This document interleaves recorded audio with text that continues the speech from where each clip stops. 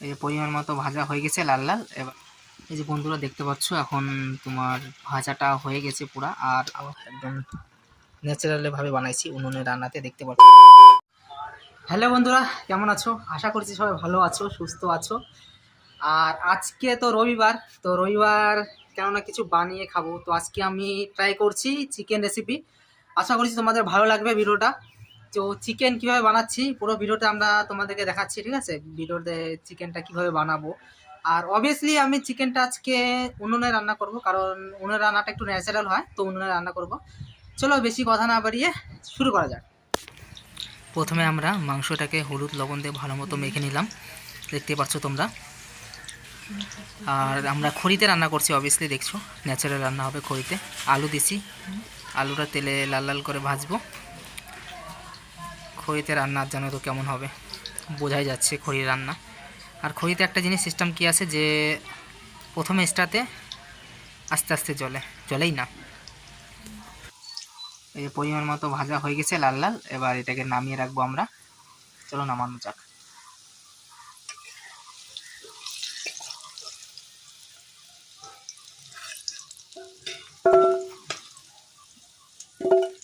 আলুগুলো নামিয়ে নেবো, এবার মাংসটা দিচ্ছি। চিকেনগুলো ছাড়া হচ্ছে এখানে। চিকেনগুলা হলুদ আর লবণ দিয়ে আগে থেকে মেখে রাখছি, যাতে পরবর্তীকালে হলুদ দিলে সেন্ট হয়ে যায় না আলাদা, তো আগে থেকে করলে ভালো হয়। তো আমরা এটাকে প্রথমে ভাজবো সর্বপ্রথম। আর ভাজলে পরে তোমার হলো তোমাদের যে মাংসের সেন্টটা থাকে না, যে একটা কাঁচা কাঁচা সেন্ট, ওটা চলে যাবে। আর তার উপর ভাজা, উপরে লাল লাল ভাজা থাকে, একটা ফ্রাই ফ্রাই মানে আলাদাই একটা ফ্লেভার আছে। তো সেই কারণে আমরা আগে মাংসটা ভেজে নেব। তো আগে তোমরা দেখতে থাকো। এই যে বন্ধুরা দেখতে পাচ্ছ উনানে রান্না করতে কতটা প্রবলেম, কিন্তু উনানে রান্নার স্বাদই আলাদা হয় একটা, মানে আলাদা রকমই একটা টেস্ট আসবে, যেটা ন্যাচারাল করে যাকে। গ্যাসের রান্নাতে ওরকম টেস্ট আসে না, যেটা উনানে রান্নাতে যেরকম আসে আর কি। দেখতে পাচ্ছ উনুনটা জ্বলছে সাইডে, আর সব টেম্পোরারি। দেখো মানে বনভোজনের মতো আমরা করছি বাড়িতেই। সাইডে ইট লাগাই দিয়েছি, দুটো দুটো করে ইট লাগিয়ে বাস। তারপরে ওইদিকে দেখতে পাচ্ছ মাটির হাঁড়ি, ওই হাঁড়িতে আমরা জল খাবো, ঠান্ডা থাকে জলটা আর কি, মানে আলাদা একটু গ্রাম্য অভিজ্ঞতা হয়ে যাবে। চলো দেখতে থাকো এটা অবশ্য। এই যে বন্ধুরা দেখতে পাচ্ছ এখন তোমার ভাজাটা হয়ে গেছে পুরা। আর তোমরা যতক্ষণ না মানে মাংসটা জল ছেড়ে দিচ্ছে ততক্ষণ ভাজবা, তাহলে একটা ভাজার সেন্ট যখন চলে আসবে তখন তো ভাববা যে মাংসটা হয়ে গেছে। তো এরপরে আমি আমাদের যে পেস্ট করা মশলাগুলো আছে, যেমন আদা রসুন বাটা, ওই সব দিব এখানে। চলো দেখতে থাকো। এই যে বন্ধুরা মশলা দিলাম, ঠিক আছে? যা যা মশলা আছে তোমরা, রসুন পেঁয়াজ আদা পেস্ট করা মশলাগুলো সব দিলাম, দিয়ে এখন কষাবো 15 থেকে 20 মিনিট কষাবো। তারপরে ভাজা আলুগুলো এখানে দিয়ে দিলাম, যেগুলা ভেজে উঠে রাখছিলাম ওগুলো দিয়ে দিলাম। তারপরে এখন এটাকে 10 থেকে 15 মিনিট কষাবো। এই যে কাশ্মীরি লঙ্কার গুঁড়ো দিচ্ছি, লঙ্কার গুঁড়ো দেওয়া হয়েছে, কাশ্মীরি লঙ্কার গুঁড়ো দিলাম যাতে কালারটা আসে। তো এখন এইসব ভালো মতো মিক্স করব। মিট মশলাটা বাকি ছিল, মিট মশলাটা দিয়ে দিলাম। তারপর এখন এগুলাকে ভালো মতো কষাবো এগুলা দিয়ে। এটা ভালো সেন্ট চলে আসছে, আর কিছুটা কষাবো, তাহলে একটু ভালো মতো যখন সেন্ট আসবে তারপর আমরা জল দিয়ে দেবো। তো 10 মিনিট এরকমভাবে কষাই।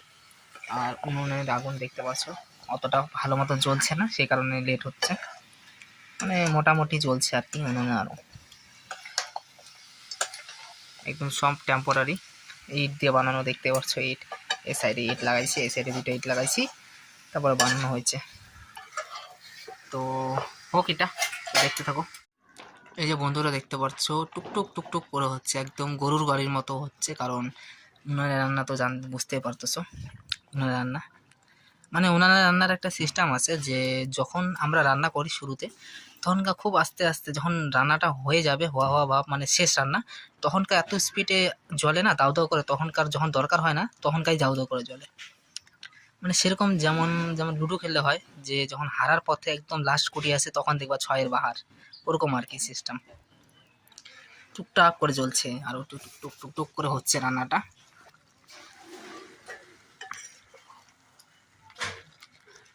চলো হোক, আস্তে আস্তেই হোক, তোমরা এনজয় করো।